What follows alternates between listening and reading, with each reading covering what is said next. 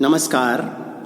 इस वीडियो में मैं रामधारी सिंह दिनकर की कविता समर शेष है में व्यक्त विचारों पर आपके साथ बातचीत करूंगा। राष्ट्रीय चेतना के ओजस्वी कवि और स्वतंत्र भारत की जनवाणी के उद्घोषक रामधारी सिंह दिनकर की रचना परशुराम की प्रतीक्षा देशभक्ति की भावना पर रचित रचना है। सन 1962 में अचानक भारत पर चीनी आक्रमण से जो पराजय मिली, उससे जनता के हृदय में जो निराशा उपजी, उसी को आधार बनाकर दिनकर ने देशवासियों को सावचेत किया कि अभी स्वतंत्रता प्राप्ति की लड़ाई समाप्त नहीं हुई है। भले ही विदेशी शासन समाप्त हो गया हो, लेकिन अभी स्वराज की रक्षा और अन्य अनेक समस्याएं ऐसी हैं जिनका निवारण करना हमारा पहला दायित्व है। देश की सीमाओं को शत्रुओं से सुरक्षा प्रदान करना है, इसीलिए अभी समर शेष है। इस कविता में रामधारी सिंह दिनकर ने ओजस्वी और क्रांतिकारी विचारों को अभिव्यक्ति दी है। इसमें कवि देशवासियों को निराशा त्याग कर स्वराज की रक्षा के लिए सदैव तत्पर रहने का संदेश दे रहे हैं। सबसे पहले दिनकर का कहना है कि युद्ध की वेला अभी गई नहीं है, क्योंकि देश को आजादी मिलने पर भी आम जनता भूख और अभावों से ग्रसित है। अन्न की कमी के कारण बहुत सारी समस्याएं हैं जिनका निदान अपेक्षित है। विदेशों से अन्न का आयात करने से देश की भूख शांत नहीं हो सकती। इसके लिए हमें स्वयं ही प्रयास करने पड़ेंगे।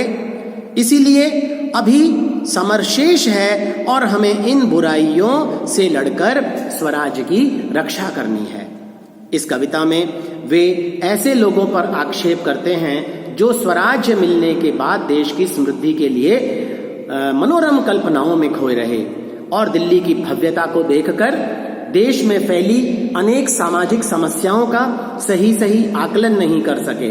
उन्हें मखमल के पर्दों के उस पार मरघट जैसे सामाजिक जीवन की यथार्थ स्थिति का ज्ञान नहीं रहा। ऐसे लोगों को सावधान करते हुए कवि देश में व्याप्त विविध सामाजिक समस्याओं के समाधान के लिए संघर्ष करने का भाव व्यक्त करते हैं।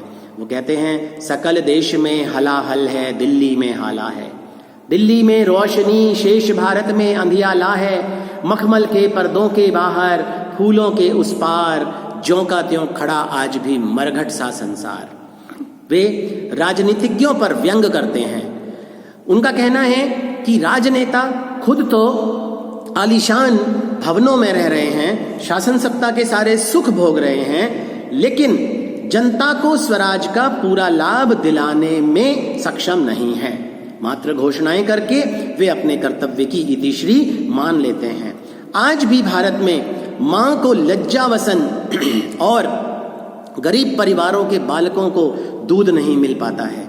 इस तरह की विषमता को देखकर अब तो ऐसा लगता है कि स्वराज कहीं राह में भटक गया है, अटक गया है।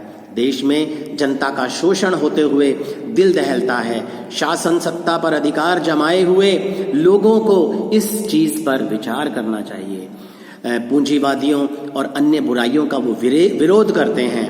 उनका कहना है कि स्वतंत्रता मिल जाने के पश्चात पूंजीवादियों की समृद्धि बढ़ती जा रही है, जबकि आम जनता गरीबी, अभाव, शोषण आदि की वेदना को सहन कर रही है। स्वतंत्रता की प्रकाश किरण गरीबों के लिए दुर्लभ है और समाज में अनेक बुराइयों को बढ़ावा मिल रहा है। इसी बात को वे विरोध के रूप में अभिव्यक्त करते हुए कहते हैं कि समर शेष है, यह प्रकाश बंदी ग्रह से छूटेगा और नहीं तो तुझ पर पापिनी महावज्र टूटेगा।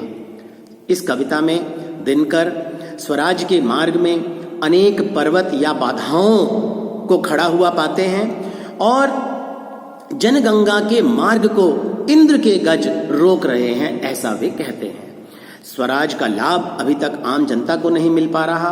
कठोर परिश्रम करने और संघर्षरत रहने से ही स्वराज का लाभ मिल सकता है। इसलिए वे यथार्थ स्वराज्य का प्रसार करने की बात कहते हैं। देश में आर्थिक विषमता व्याप्त है। ऊंच नीच, छोटे बड़े, जमींदार कृषक आदि का भेद अभी तक विद्यमान है। जनता को मतदान का भले ही अधिकार तो मिल गया, लेकिन अशिक्षा और अन्य सामाजिक बुराइयों से वह इसका उपयोग करना नहीं जानती है। इसीलिए आर्थिक विषमता और सामाजिक बुराइयों का विरोध करते हुए इस कविता में वे कहते हैं, समर शेष है चलो ज्योतियों के बरसाते तीर, खंड खंड हो गिरे विषमता की काली जंजीर। इस कविता में वे शांति, अहिंसा और भाईचारे का संदेश देते हैं। वे ऐसे लोगों को जो कि सिद्धांतों के विपरीत आचरण करते हैं, नीतियों के विपरीत आचरण करते हैं, ऐसे लोगों को वे क्रूर और मानवता का विरोधी घोषित करते हैं और सत्य, अहिंसा, शांति, भाईचारे की स्थापना करने की बात कहते हैं। सर्वविध प्रगति के लिए ये कार्य बहुत जरूरी भी है।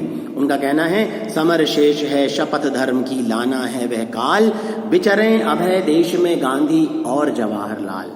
सामाजिक सहभागिता और कर्तव्य निष्ठा की भावना की बात भी वे करते हैं।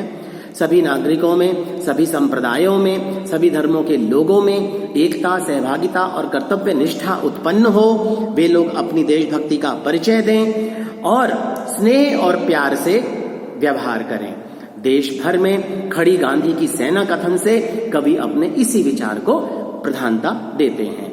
इस प्रकार परशुराम की प्रतीक्षा नामक काव्य संग्रह से संकलित समर शेष है नामक इनकी कविता में देशभक्ति, सत्य, अहिंसा, भाईचारा, सौहार्द इत्यादि को अपनाकर कर्तव्यनिष्ठ बनने का संदेश वे देते हैं और साथ ही साथ स्वराज्य का लाभ आम नागरिक को मिले, इस संबंध में अपने ओजस्वी विचार भी वे व्यक्त करते हैं। सांस्कृतिक गौरव, नई चेतना और राष्ट्रीयता की भावना के कारण ये कविता आज भी हमारे लिए उतनी ही महत्वपूर्ण है और प्रासंगिक है जितनी कि तत्कालीन समय में थी। जन जागृति, प्रखर यथार्थ अभिव्यक्ति और ओजस्विता के कारण ये कविता अतीव प्रभावशाली और महत्वपूर्ण है। धन्यवाद।